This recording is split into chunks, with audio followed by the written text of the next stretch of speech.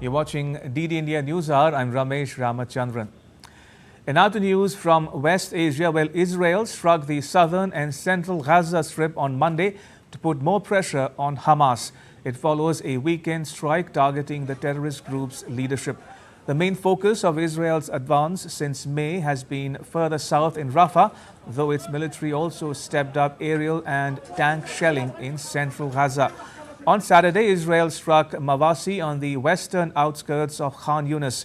The town has been sheltering hundreds and thousands of Palestinians who fled to the area after Israel declared it as a safe zone. Israel said that its strikes targeted Hamas military commander Mohammad Deif, an architect of the 7th October attacks on Israeli towns and villages that triggered the Gaza conflict.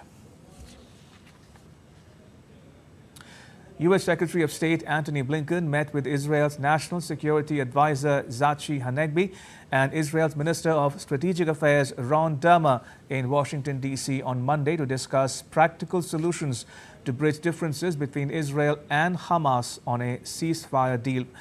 Israeli officials confirmed that Israel is still committed to reaching a ceasefire deal under terms laid down by U.S. President Joe Biden on the 31st of May.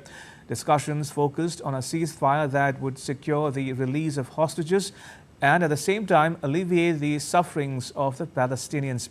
U.S. State Department spokesperson Matthew Miller said the White House remained optimistic but realistic at the same time regarding a deal.